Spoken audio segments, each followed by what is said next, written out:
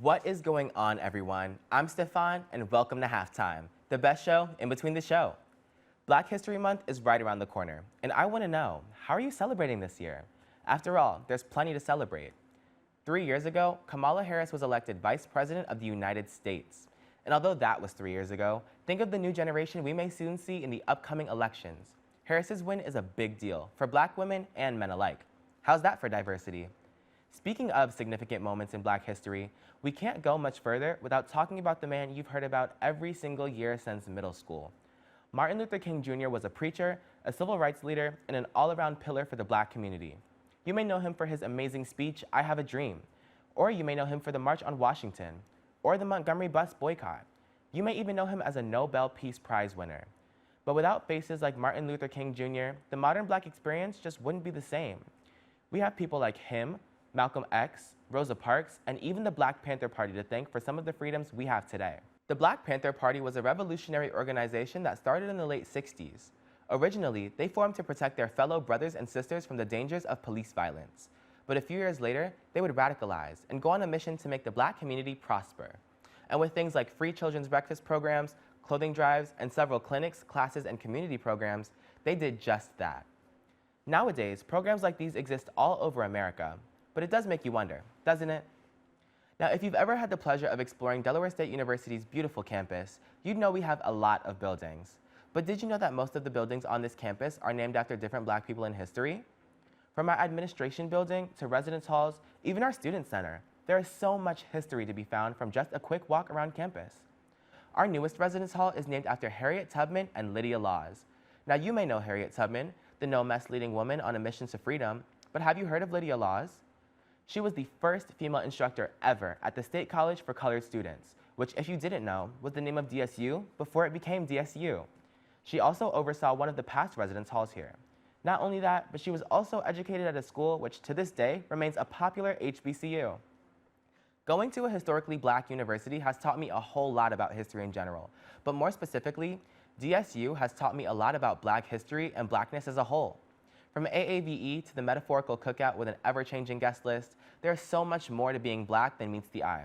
You can look it up on Google, but it's hard to get the full gist through a screen. When we come back, I'll be interviewing Dr. Ordner Taylor. He's a professor here at Delaware State University, and he is by far one of the best people I've had the pleasure to learn from. You do not want to miss it. We'll be right back. Welcome back to Halftime. Now, like I mentioned before the break, I'm seated here with a man who I truly believe needs no introduction. But since we're here, Dr. Taylor is a wonderful professor here at Delaware State University. He teaches classes that force you to take a critical look at the world around you. I'm very grateful for the knowledge he's gifted to me, and so I brought him here to share that same gift with all of you. How are you doing today, Dr. Taylor? I'm doing very well, thank you. How are you? I'm doing great. Now, I'm very happy to have you here today. This episode is all about Black History Month. And now I've already shared some interesting facts with our audience, but now it's time for the conversation. Here at Delaware State University, you teach some classes that focus on the Black experience. Of all the heroic Black people you teach about, who is someone that influences you?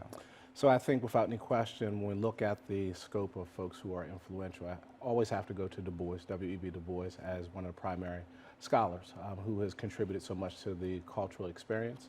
I also look towards Toni Morrison, who I see as as an amazing writer who's able to capture so much of the African American experience and to explain it in ways that others may not necessarily be able to. And I think without any question, James Baldwin is one of these other influential persons who is so strong, who was so strong, contributed so much to the voice of African American people and the African American identity.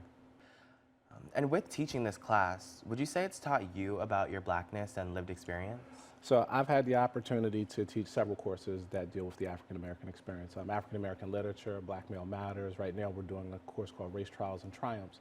And I do think that these courses do give me an opportunity to explore my own identity, and it gives me an opportunity to sort of see what other folks are seeing, how folks from your space are seeing the Black identity and what it looks like, and how you all are able to contribute to it and what you all are able to take from it. So yeah, I think without any question, it definitely has helped me to see, better see and understand who I am.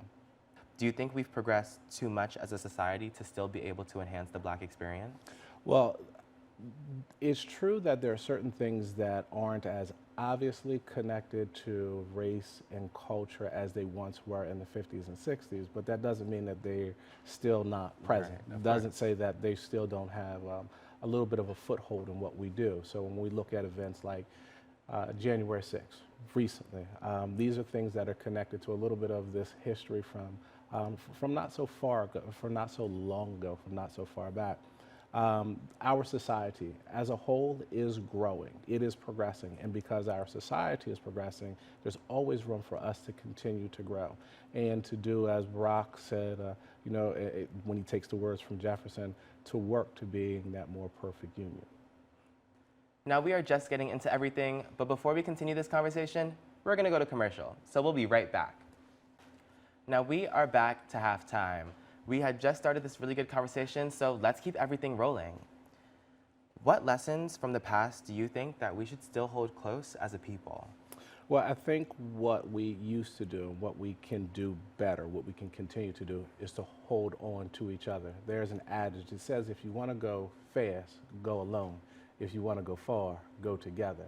And I think that the words that my grandmother would have said to us is, children, hold on to each other's hand and go ahead on down the road. You all gonna be all right. So I think that some of the challenges have been that we have been able to achieve certain economic successes that have convinced some of us that maybe going alone is a better route. But we will all do better if we go together.